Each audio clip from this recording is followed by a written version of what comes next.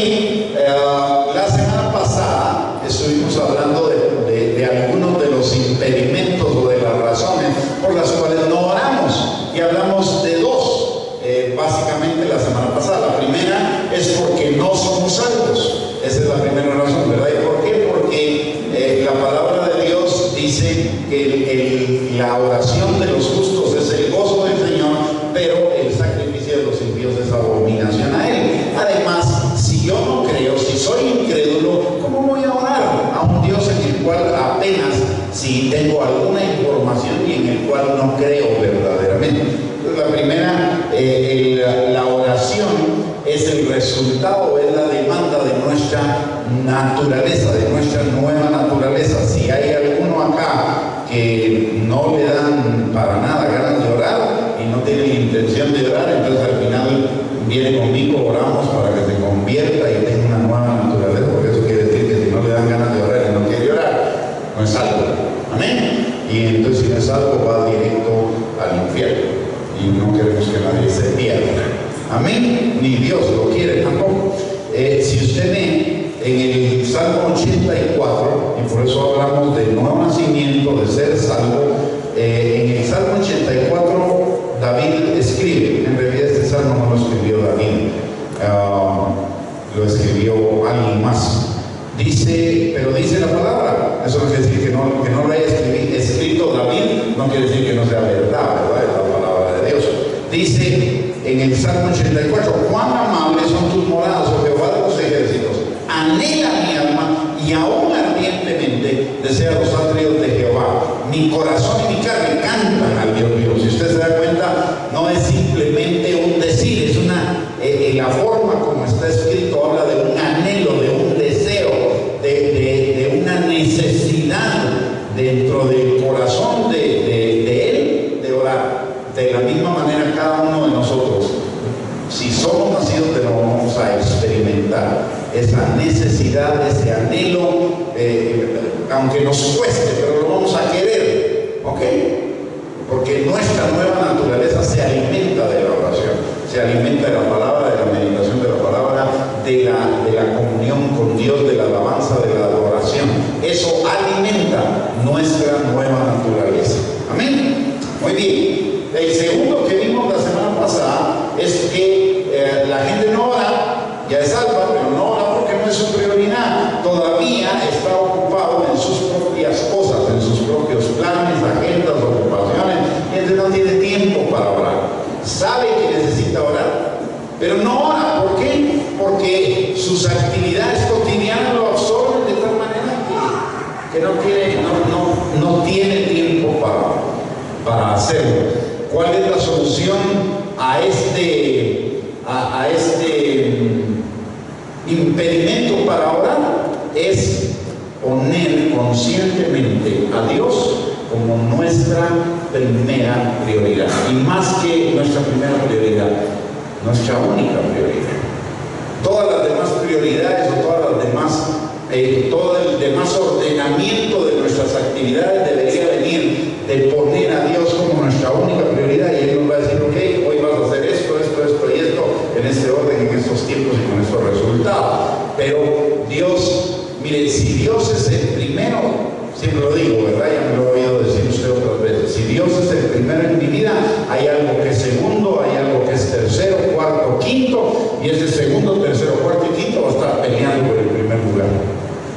Y lo más probable es que lo va a lograr. Entonces, yo necesito ubicarme en que Dios es mi única prioridad. No debería ser así, mi única prioridad y mi única necesidad, porque uno de los nombres del Señor es el tetragramatón. Es un nombre un poco raro, ¿no? Pero son las 4 letras que no tienen, de las cuales se deriva Yahvé y después Jehová, pero que realmente no tienen una traducción. Esas 4 letras significan, para no hacer larga la historia, significan yo soy el que soy, yo soy todo lo que tú necesitas. ¿Sí? Entonces, Dios es todo lo que yo necesito, por lo tanto debería ser mi única necesidad y mi única prioridad. Y de ahí deriva todo lo demás. Dios va a arreglar todo lo demás en mi vida vida, o me lo va a poner en orden, me va a ir dando las instrucciones, las indicaciones para cumplir con todo lo demás que hay en mi vida, como ser papá, ser esposo, ser trabajar, relacionarme con las demás personas, ser parte de la iglesia y todo. Pero Dios debe ser todo en mi vida, ¿ya?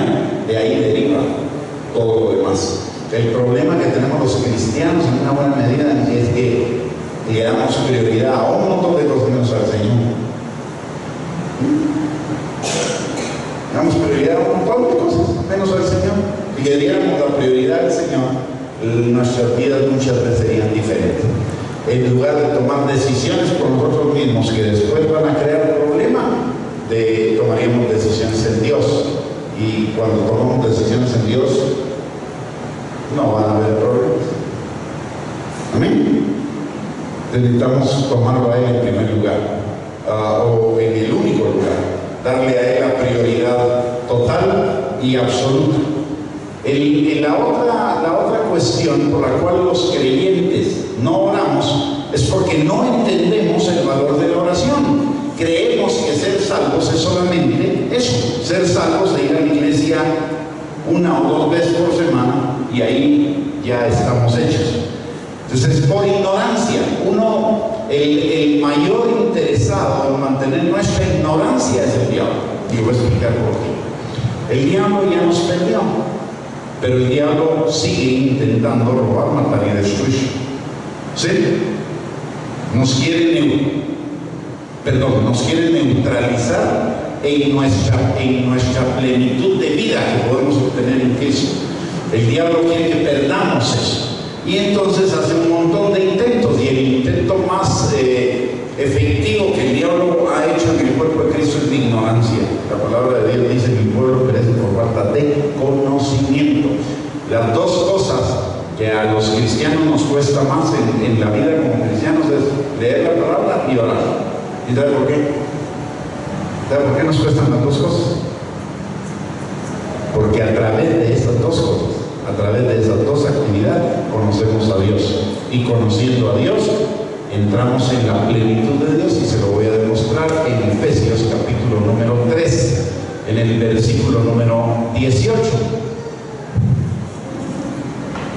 Efesios 3, 18, si me acompañan. Miren lo que dice la palabra. Voy a leer desde el versículo 16 para ponernos en contexto, en realidad desde el 14. Pablo está orando por los de Éfeso. Dice: por esta causa doblo mis rodillas ante el Padre nuestro Señor Jesucristo, de quien toma nombre en toda familia en los cielos y en la tierra, para que os dé, conforme a las riquezas de su gloria, el ser fortalecidos con poder en el hombre interior por su espíritu, para que habite Cristo por la fe en vuestros corazones, a fin de que, arraigados y cimentados en amor, seáis plenamente capaces de comprender con todos los santos cuál sea la anchura, la longitud, la profundidad y la altura, y de conocer el amor de Cristo que excede a todo conocimiento, para que seáis llenos de toda la plenitud de Dios. No voy a ser lleno de la plenitud de Dios mientras no tenga el conocimiento, un mayor conocimiento del amor de Dios. Y eso es intencional. Por eso Pablo ora que Dios les dé ser fortalecidos con poder en el hombre interior, para que, arraigados y cimentados en amor, sean plenamente capaces de comprender con todos los santos las dimensiones del amor de Dios, y conociendo eso y experimentándolo, puedan experimentar la plenitud de Dios. ¿No? Entonces el diablo sabe que a través del conocimiento y a través de la intimidad, a través del conocimiento de la palabra y a través de la comunión con Dios, vamos a adquirir un mayor conocimiento del amor de Dios, y por lo tanto de la plenitud de Dios. El diablo está interesado en robarnos. Y por eso ni abrimos las Biblias, ni oramos, ni somos diligentes en cuanto a asistir a la iglesia, porque el diablo a través de todas esas cosas nos quiere robar. ¿Estamos claros en eso? Entonces la oración nos permite conocer a Dios. Por eso no oramos, porque el diablo utiliza nuestra carne para que no oremos. tengo sueño, estoy muy ocupado, no tengo tiempo, estoy aburrido, no me concentro, etcétera, etcétera, etcétera. Y el diablo nos roba, y nos roba con nuestro consentimiento. No es que nos robe por lo que él tenga la capacidad de robar, es que nos roba porque nosotros nos dejamos robar, porque no entendemos lo que el diablo está haciendo en nuestras vidas para robarnos. Por eso la palabra de Dios dice: no ignoremos sus maquinaciones. ¿Ya? ¿Sí? Tenemos que conocer sus maquinaciones, y parte de sus maquinaciones mantenernos en ignorancia, porque mi pueblo perece por falta de conocimiento. ¿Amén? O ustedes erran, se equivocan porque ignoran las escrituras, lo dijo Jesús. ¿Amén? Muy bien. Entonces, ¿qué necesito entonces?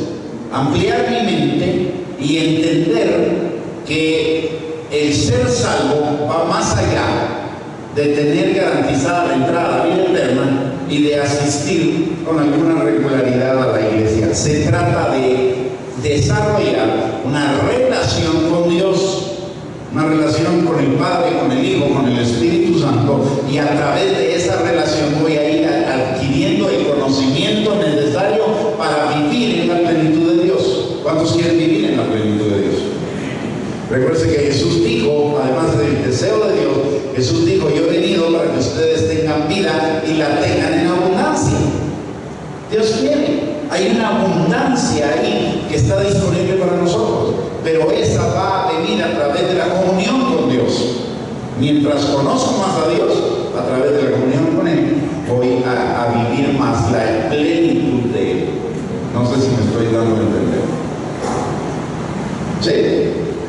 Entonces la oración ya no es una obligación, la oración se convierte en una necesidad, además en un privilegio, ¿sí?, que Dios me da. ¿Para qué? Para conocerle a Él y para vivir más en la plenitud de Dios. Ahí mismo en Efesios, y vamos a Efesios 1, en el versículo 15, Pablo habla más o menos lo mismo. Dice: por esta causa también yo, habiendo oído de vuestra fe en el Señor Jesús y de vuestro amor para con todos los santos, no ceso de dar gracias por vosotros, haciendo memoria de vosotros en mis oraciones, para que Dios de nuestro Señor Jesucristo, el Padre de gloria, os dé espíritu de sabiduría y de revelación en el conocimiento de Él. ¿Para qué? Para que, alumbrando los ojos de vuestro entendimiento, sepáis cuál es la esperanza que os ha llamado y cuál es la riqueza de la gloria de su herencia en los santos y cuál la supereminente grandeza de su poder para con nosotros. ¿Se da cuenta? A través del conocimiento de Dios, que viene por la palabra y por la comunión, más el espíritu de sabiduría y de revelación, el Espíritu Santo, vamos a llegar a entender cuál es la esperanza a la que nos ha llamado, cuál es la riqueza de su gloria, de la gloria de su herencia en los santos, y cuál es el poder que opera en nosotros. Se da cuenta que el conocimiento es esencial, y para el conocimiento son esenciales tres cosas: la palabra, la comunión con Dios y la instrucción, el congregarse en la iglesia. Amén. Así que ya sabe, si usted el problema que tiene es que no le dan ganas de orar, o lo considera como muy aburrido, o solo le interesa el ser salvo, tener vida eterna y venir a la iglesia, necesita cambiar su paradigma o su forma de pensar para que busquemos más la comunión con Dios, entendiendo que esa falta de comunión es lo que nos roba la plenitud de Dios en nuestra vida.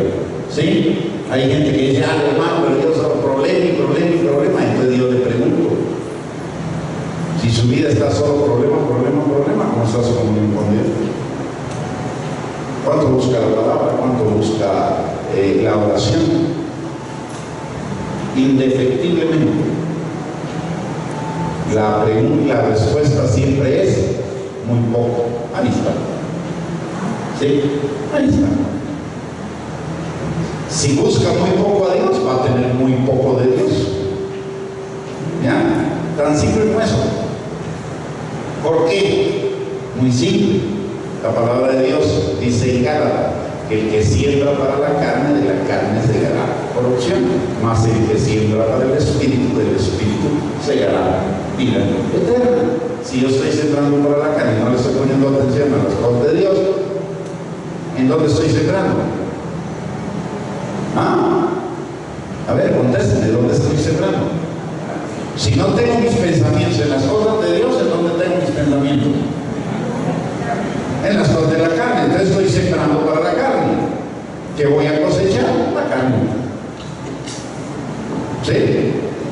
Tengo que tener mis pensamientos en las cosas de Dios para poder cosechar vida en abundancia, vida plena. Amén. Muy bien. El tercer impedimento entonces es que quiere pero no puede. No puede, otra vez, falta de conocimiento. ¿Por qué? Porque la mayoría de las personas con las que yo me he topado, que me dicen no puedo orar, es porque su entendimiento de la oración no es comunión con Dios, ni es meditación, ni es agradecimiento, ni es alabanza. Su concepto de oración es pedir. Y no, a uno se le termina el pedir muy rapidito. Ya, yo les he contado, cuando yo me convertí al Señor y me convertí bajo ese concepto de la oración, tenía mi cuaderno de peticiones. Hijo, si tenía cualquier cantidad de peticiones, pero al final las leía y en cuestión de media hora ya había terminado de darle vuelta al libro completo con todas las peticiones. ¿Y entonces qué me quedaba? Nada. Si volvía a repetirlo, era una repetición. ¿Sí? Y si me quedaba callado, ¿qué sentido tenía? Entonces ahí se termina mi oración. Y es lo que ya tenía mi librito, y ahí que mi librito, a los 5 minutos ya se les terminaron las peticiones. Y entonces, ¿qué hacen? Se levantan y se van. Porque no entendemos lo de la oración, es una falta de conocimiento. Por eso hemos estado insistiendo en que el verdadero concepto de la oración es poner mis pensamientos en Dios, sea a través de la petición, sea a través de la meditación de la palabra, sea a través de la alabanza, sea a través del agradecimiento, sea a través de hablar directamente con Dios. Pero es poner mi mente en las cosas de Dios, y eso me va a traer bendición, plenitud, vida eterna. Amén. Entonces, si el mayor o uno de los mayores impedimentos para la oración es que entendemos la oración solo como petición. La petición es sin mucho la puerta de entrada a la oración, pero no es la esencia de la oración. Miren lo que nos dice, aquí voy probablemente va a haber en su mente o en la mente de alguien puede haber un destanteo, porque voy a decir, porque nos han enseñado a orar, a pedir, nada más. Pero miren lo que dice Jesús cuando les enseña a orar a sus discípulos, impresionante esto. Jesús dice en el versículo 6: mas tú cuando ores, entra en tu aposento y cerrar la puerta, ora a tu Padre que está en secreto, y tu Padre que ve en lo secreto te recompensará en público. Y orando, no uséis vanas repeticiones como los gentiles que piensan que por su palabrería serán oídos. No os hagáis pues semejantes a ellos, porque, note esto lo que dice, porque vuestro Padre sabe de qué cosas tenéis necesidad antes que vosotros le pidáis. Ella la sabe. ¿Sí?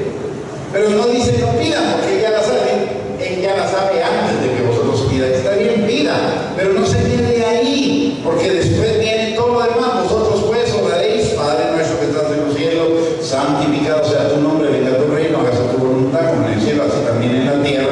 Esto vimos el significado de esto cuando en la primera o segunda enseñanza acerca de la oración de esta serie. Entonces, la petición, presento mi petición, y eso me permite ya ubicarme con Dios en el resto de los temas de la oración o de las formas de oración. Mire lo que dice Filipenses, capítulo número 4, versículo 6, dice: por nada estéis afanosos si no sean conocidas vuestras peticiones delante de Dios, en toda oración y ruego con acción de gracias, y la paz de Dios, guardará vuestros corazones y vuestros pensamientos en Cristo Jesús. ¿Qué quiere decir? Presento mi oración delante de Dios, creyendo que Él me oye y que Él va a tomar carta en mi oración. Entonces, eso trae paz a mi corazón. Y como eso trae paz a mi corazón, ya puedo poner mi corazón y mis pensamientos en Él. Y entonces ya puedo comenzar a entrar en los otros niveles o dimensiones de la oración. ¿Sí? Pero ya le presenté mis peticiones solo para mi tranquilidad, porque Dios ya las sabe. ¿Ya? Dios no necesita que yo se las recuerde, pero es para mi tranquilidad. Ya solo para que yo me quede tranquilito y seguro que Dios las escuchó, ya las sabe, y entonces ya puedo poner mis pensamientos y mi corazón en Dios. Ya puedo irme por otro lado. ¿Amén? ¿Sí? Ya puedo ir con Él a otros niveles de la oración. Wow. Entonces, necesito cambiar mi pensamiento, que la oración es solo para petición. Mi oración es para hablar con mi Padre de todas las cosas. Miren, hay algunos que piensan que a Dios lo puedo engañar. Y entonces comienzo a rebuscar las palabras para que Dios, a ver si me lo conteo. Porque yo voy a poner un caso. En mi corazón de repente el sentimiento es: Señor, este me hizo daño. Padre, hace algo.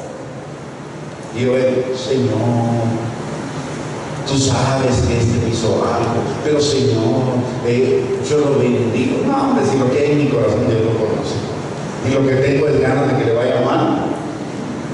No se tontee a Dios, no se lo quiera tontear, no lo va a poder tontear. Y yo le voy a decir: mira, Señor, yo tengo ganas de que le vaya mal, pero tú no. Así que, Señor, haz lo que quieras, pero Señor, ya te dije, ¿verdad? Me siento mal. Y no me gustó lo que me hicieron. ¿Ah? ¿Sí? Entonces necesitamos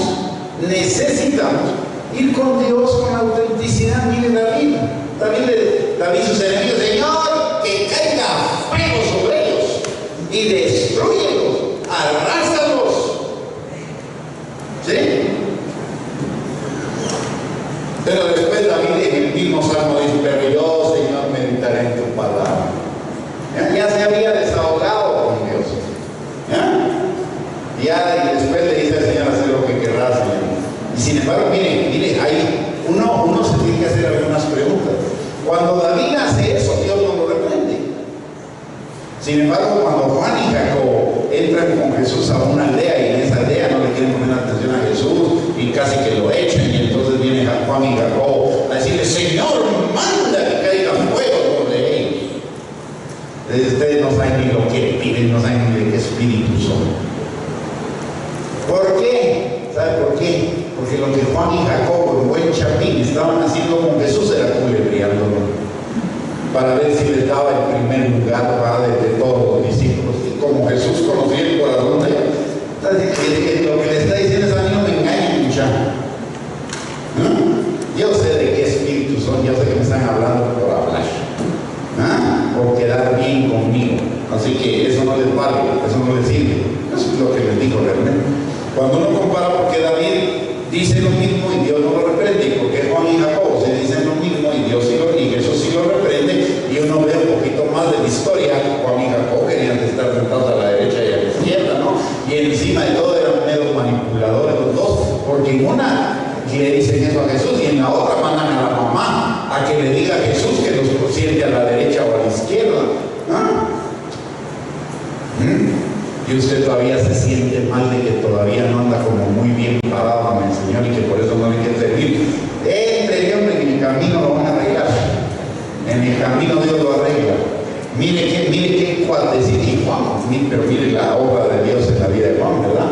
Porque Juan llega a ser el discípulo del amor, el íntimo de Jesús, a pesar de que andaba con esos brincos, ¿verdad? Sí. Pero Dios se encarga en el camino. Solo necesitamos dejar que Dios obre en nuestras vidas. Amén. Y a través de la palabra, y a través de la oración, y a través de la instrucción, Dios va a obrar en nuestras vidas y nos va a transformar. Ninguno de nosotros somos en este momento un proyecto terminado. Somos apenas un proceso en desarrollo. ¿Sí? Usted como yo no soy ni lo más mínimo un proyecto terminado. Todavía estoy en desarrollo. Y cuando veo, digo, de repente usted necesita menos desarrollo que yo. ¿Ah? Porque al final, a los más necesitados es a los que Dios llama.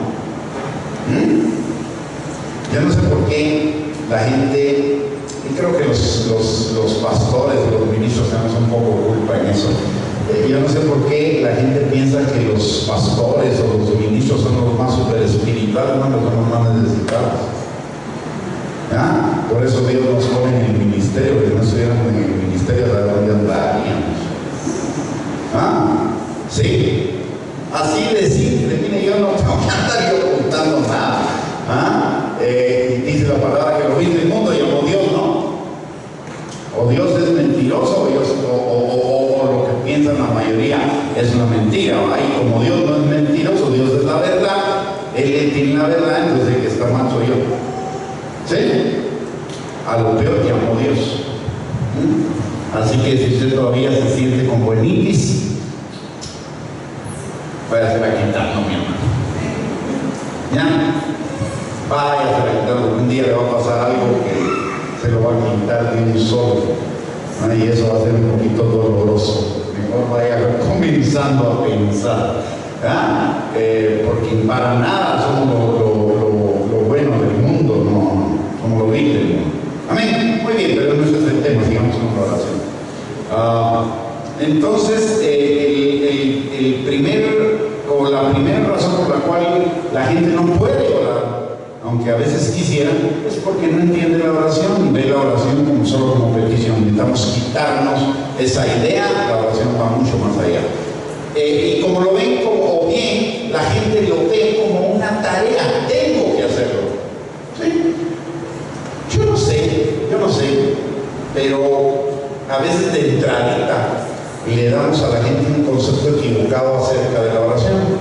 Yo me recuerdo cuando, gracias a Dios, yo no me convertí en una iglesia, sino que el Señor conmigo tuvo un encuentro por ahí, solitos él y yo, y entonces mi instrucción varió un poco.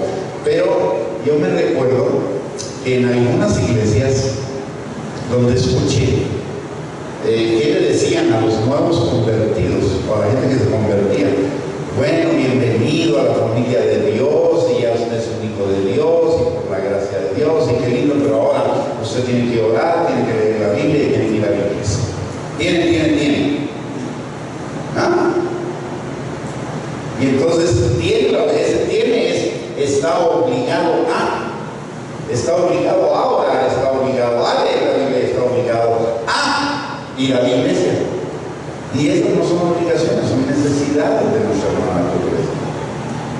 La gente crece con la idea de que es obligación de la palabra. Y miren, en nuestra mente turbia, o en las profundidades turbias de nuestro corazón, recuerden lo que dice Jeremías 17:9, que nuestro corazón es perverso y engañoso más que todas las cosas. Ya somos salvos y ya Jesús está en nuestro corazón, pero hay ahí en el fondo de nuestro corazón refugiada la esencia de la iniquidad, que es la perversidad y el engaño en persona. Y entonces, como la gente tiene esa iniquidad en su corazón, todavía cuando se convierte solo le dicen es obligación y brinca.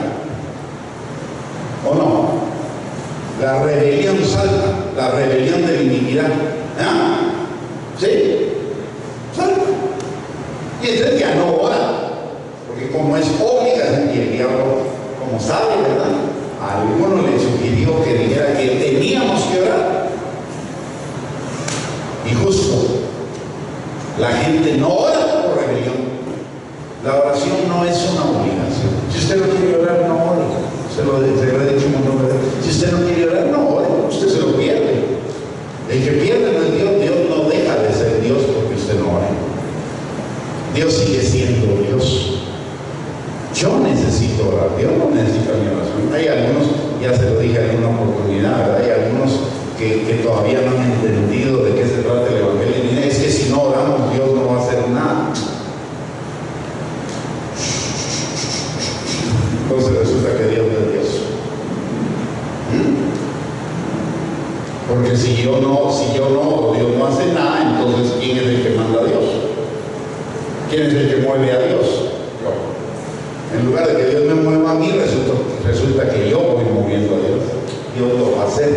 Lo único es que lo va a hacer sin usted, y usted se lo perdió. Las cosas van a pasar en la nariz y se va a decir, ¿por qué no lo vi? O si no, peor, ¿por qué lo hizo a través del otro? Porque usted no quiso. ¿Por qué, Señor, levantas al fulano y a mí no? Porque usted no quiere. Porque Dios no hace acepción de personas. Ya, Dios lo quiere hacer a través de usted. Pero si usted no se pone las pilas en la comunión con Dios, ¿cómo le va a decir Dios qué hacer si usted ni lo oye?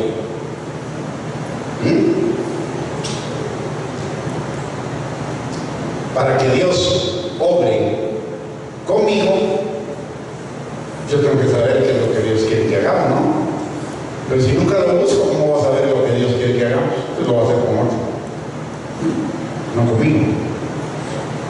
Dios no hace lo que yo le pido.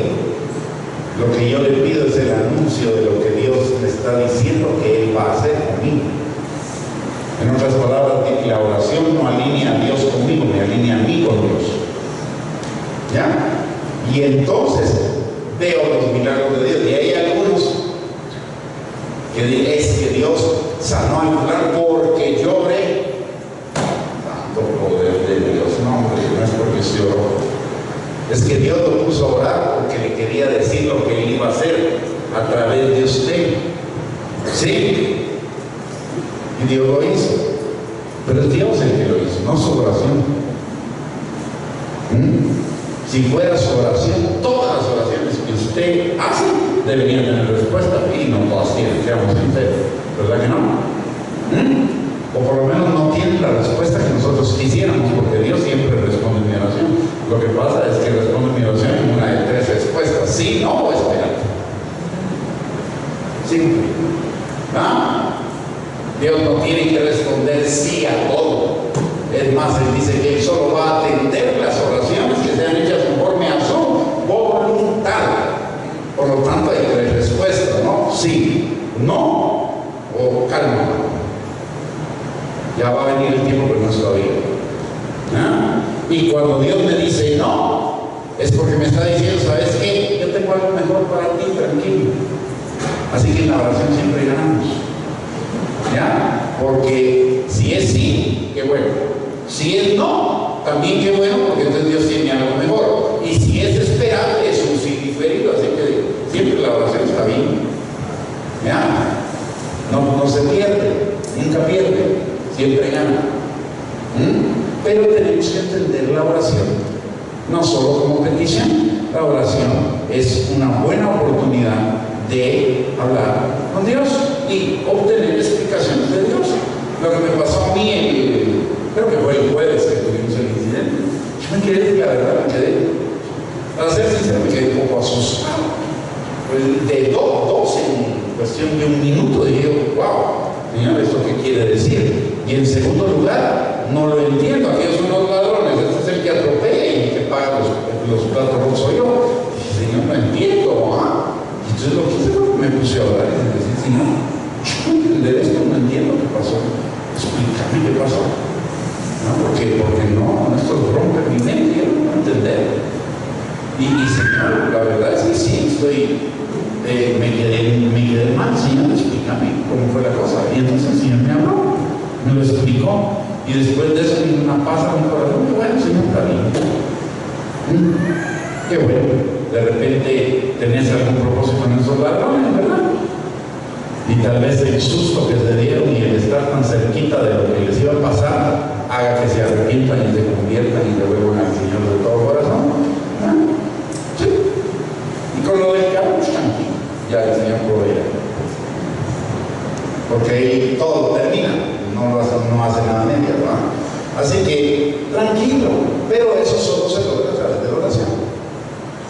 Si no, Fabián estaría desconcertado y asustado. Mire, la oración, hasta que uno no la aprende a disfrutar, y hasta que uno no la hace, hasta que uno no ora, uno no descubre las delicias y las maravillas de la oración. ¿Sí?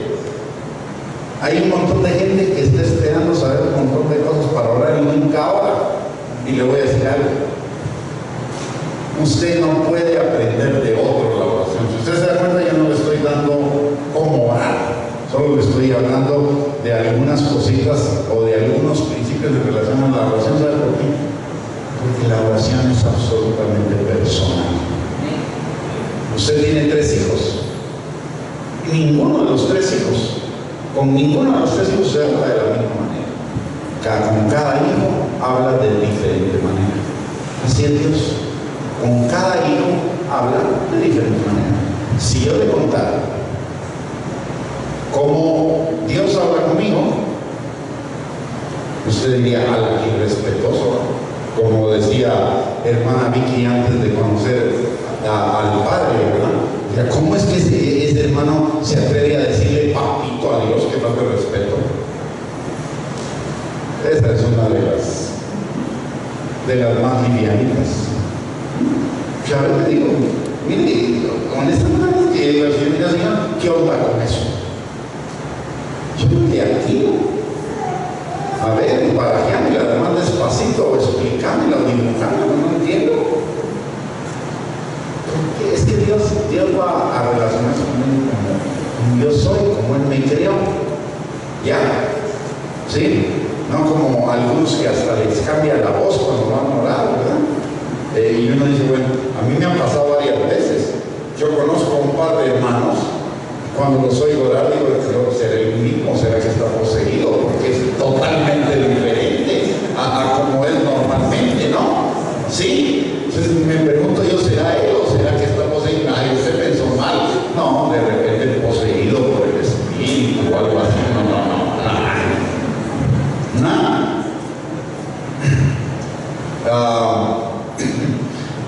No necesito cambiar. A orar, Dios me creó, Dios me hizo, y Dios me va a entender tal como yo hablo, y me va a hablar en el idioma que yo entiendo. No me va a hablar en el idioma del cielo, me va a hablar en el idioma que yo entiendo. ¿Por qué? Porque Él lo que quiere es que lo entienda. Entonces va a usar las palabras que yo voy a entender. Yo me recuerdo que tenía a un conocido que él era un hombre de campo. Creció como una persona de campo y vivió como una persona de campo mucho tiempo, y de hecho pastoreó en el campo mucho tiempo. Y a él le hablaba como se habla un campesino, como otro campesino. Y usaba términos que, wow, y esto que quería, que te quiso decir el Señor, explicarlo, ¿no? Y entonces él me comenzó a explicar en términos de ganadería y de agricultura lo que el Señor le había dicho. A mí no me iba a hablar así porque yo me quedé en la luna. A él hablaba de esa forma porque lo entendía. ¿Sí? A veces me habla en términos de chips y megabytes y disco duro y cosas así, porque yo más o menos entiendo eso, ¿no? No lo entiendo como Javier, pero algo entiendo. Y entonces me habla de ese tipo, pero a alguien que esté en el campo no le va a hablar así, no le va a entender. Dios nos va a hablar a cada uno en el idioma en que nosotros entendemos, con las palabras que nosotros entendemos y con la normalidad que nosotros entendemos. ¿Sí? ¿Ok?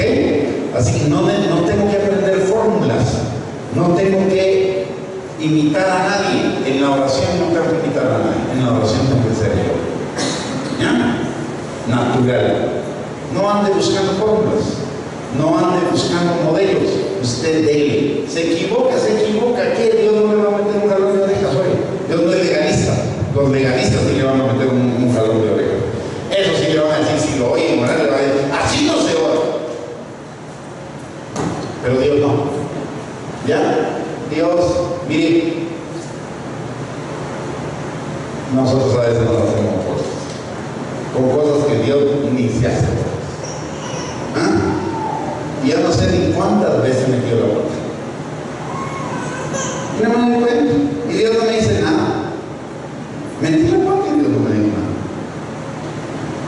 Al rato me voy enterando que me dio la puerta. Al rato me voy enterando, porque Dios le dice: ¿te acordás aquel día que hiciste tal cosa? Sí, Señor. Me diste la puerta. Y Señor, ¿por qué no me dijiste? ¿Para qué? Era intrascendente.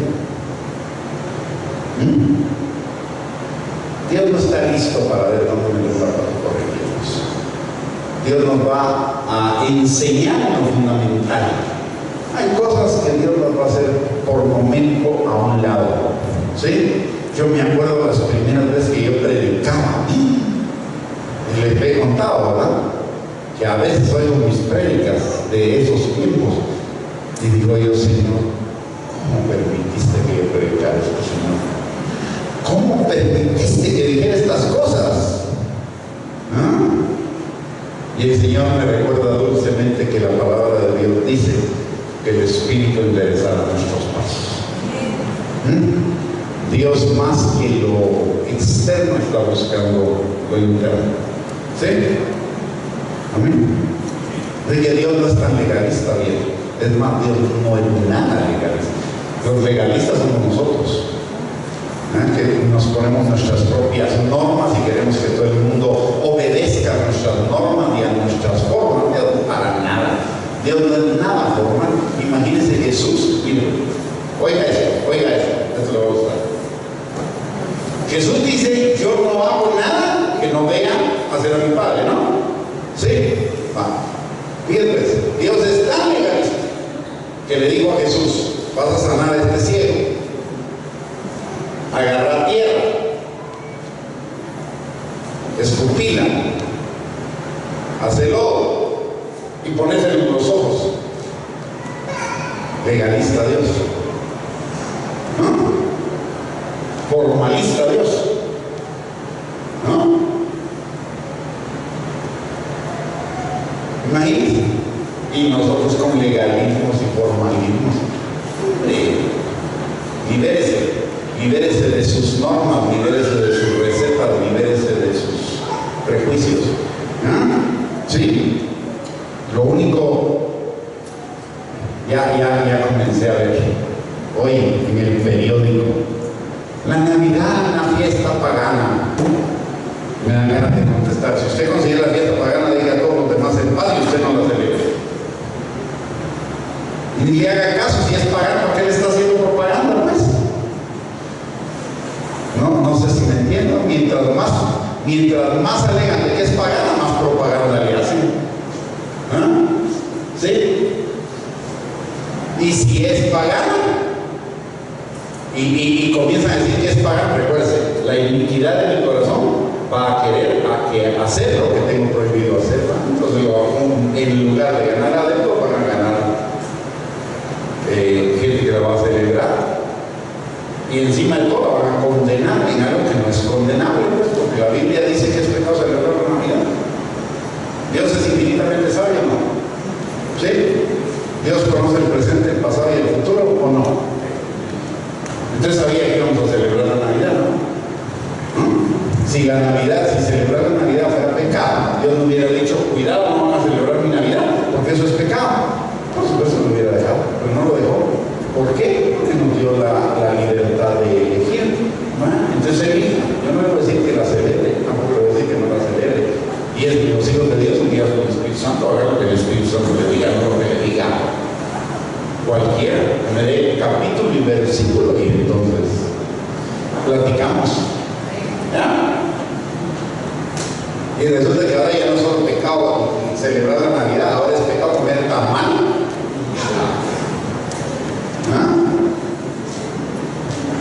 Tan ricos los tamales. Hay gente que anda buscando amargarse la vida por cosas que no se la deberían amargar. ¿Me entienden? Yo no sé. Yo me la voy a amargar tranquilo. Pero eso es, si Dios me dice no la celebres, no la voy a celebrar. Pero si Dios no me dice nada, venga el hermanito, mire, todos los años me dan cualquier cantidad de críticas. No me importa, mientras Dios no me lo diga, no me voy a hacer caso. Y Dios sabe que le he pedido que me diga todas las navidades. Le digo, Señor, es pecado si celebro Navidad. Y él decía, nunca me he hecho nada. ¿Ya? Está mal si celebro Navidad. Nunca me he hecho nada. Entonces lo voy a celebrar. ¿Por qué no? No voy a caer en las cosas que cae el mundo, está bien, pero mientras Dios no me diga que todo el mundo me tire lo que me tire. El año pasado, y es que lo peor es que somos legalistas, pero ni siquiera fuimos legalistas, malos legalistas. Porque un fulano el año pasado me tiró porque hice una publicación y dice, de Navidad, me tiró, usted no se imaginaba. Hasta que les tuve que decir, y lo peor es que él se peleó conmigo y otros me salieron a defender. Yo no le dije nada, hasta que llegó un momento en que la cosa estaba tan grande. Calma, pacifíquense todos, ya, dejen estar ligando. Pero ese hermano que pagaron, que no sé qué, que no sé cuánto, que no sé qué, y que los regalos, y que... Pero mire, 2 meses después, dije, ajá, te agarré, ¿no? Y no dije nada, pero 2 meses después era el día del cariño, ¿no? Y como el hermanito tiene floristería y cosas así, anunciando el día del cariño, y que además de esos regalitos, más pagan el día del cariño que la Navidad, porque en la Navidad celebramos a Cristo, y en el día del cariño se celebra el Cupido, que es un dios egipcio o un dios griego, ¿no? Más pagano este, pero es que el regalismo a conveniencia, ¿no? Ay, papito, ya te agarré, ¿no? Me caí en la boca, no dije nada, no dije nada. Pero se da cuenta que ni siquiera buenos legalistas son. Bueno, pero no era eso de lo que estamos hablando, estamos hablando de la oración. La oración, cuando oro, es personal. La oración es personal, es mi relación personal con Dios. Y Dios me va a hablar. Dios me va a hablar. Mire, yo conozco, hermanitos. La Biblia dice, no os embriaguéis conmigo, en lo cual hay disolución, ¿cierto? Hay hermanitos que de repente se toman unas copitas así, yo no puedo condenar, yo no lo puedo hacer. Y yo no lo puedo condenar. Yo no lo voy a hacer porque no me conviene, y yo era alcohólico. Ni de chiste me voy a tomar una copita, aunque pudiera tal vez, pero no me la voy a tomar. Pero podemos andar condenando a un montón. Para ellos está bien. Una. Eso sí, no se embriague. Y no va a decir que yo le di permiso. Porque ya sé, el diablo hace que usted oiga lo que no quiere. Yo no le estoy diciendo que tome. ¿Ya? ¿Ok? Vamos. No le estoy diciendo, ni se lo estoy autorizando. Solo le estoy diciendo lo que dice la Biblia. Amén. Usted pregúntele a Dios. Yo no soy su Espíritu Santo. Solo soy su pastor. Apenas llego pastor. Todavía no me han ascendido del Espíritu Santo. Amén. Es en la oración donde yo voy a obtener las instrucciones específicas. Cuando la Biblia no dice algo tajante a una cosa, tengo que ir con el Espíritu Santo para que me diga cómo voy a hacer yo. No se lo tiene que imponer a otro tampoco, no se lo impone, no tiene derecho. Eso es usted. ¿Ya? ¿Sí? Ese soy yo. Es para mí. Para otros puede que esté válido, está bien. ¿Sí? Por ejemplo, para algunos jugar billar está mal. Ni modo, si eran adictos al billar antes de conocer el billar, y ahí se gastaban plata, ahí apostaban, ahí se emborrachaban, ahí no pueden jugar billar. Yo no tengo un problema. Ya, yo puedo jugar billar sin ningún problema. Pero no me voy a llevar a uno que era vicioso del billar, primero porque me va a ganar y no soy tonto, y segundo porque no le voy a dar permiso para que se vuelva a viciar. Ya, me voy a llevar a otro como yo que no sepa, así no lo disfruto. disfrutando, si no lo vamos a sufrir. Fíjate lo que le estoy queriendo decir. ¿Ah? ¿Sí? No seamos más legalistas que Dios, si Dios no lo puso en la Biblia. Dejemos que el Espíritu Santo sea el que nos guíe. ¿Cómo nos va a guiar el Espíritu Santo? A través de la comunión con Él. Amén. Muy bien. Y recuérdense, Dios es personal, no busque fórmulas. No va a un consultorio, va a los brazos de su Padre. Cuando va a orar, va a los brazos del Padre. No va al doctor, no va al médico, no va al consultorio, ¿ya? Aunque Dios lo va a sanar y todo, pero no va a un consultorio para ir con recetas, fórmulas y exámenes. No. Usted va con su papi. ¿Ah? Y él va a relacionarse con usted como usted es. Usted como papá tiene niños de 5 años, niños de 10, niños de 15, y con cada uno se relaciona de diferente manera. Con el de 5, si se pone a hablar, si al de 5 le habla como le habla el de 15, el de 5 no queda en la luna. Y con toda justa razón va a decir, mi papá ya pero cabe, no entiendo lo que dice. Ni modo, porque no lo puede entender, él no puede entender lo que sería ahora un adolescente. Ya, a cada niño hay que hablarle de acuerdo a su edad. Igual es con Dios, Dios nos va a hablar a cada uno de acuerdo a como cada uno somos, conocemos, sabemos, hablamos, para que nos entendamos. Amén. Muy bien. Entonces la oración, necesito cambiar esos pensamientos de que la oración es solo petición. Necesito cambiar el pensamiento de que la oración es una tarea. No es una tarea, es una necesidad. Y es una necesidad vital que no aprieta como el hambre. Eso no quiere decir que su alma no la anhele, no la desee, no la necesite. ¿Sabe cuándo usted necesita la oración? Le voy a dar unos cuantos signos de que usted necesita la oración. Usted necesita orar cuando no tiene gozo. Cuando usted pierde la paciencia muy fácilmente o se irrita es porque no está orando. Cuando usted no tiene paz y está afanado, porque no está orando. Cuando todo el mundo le cae mal o está hablando negatividad, no está orando. Esos son los síntomas de la desnutrición espiritual.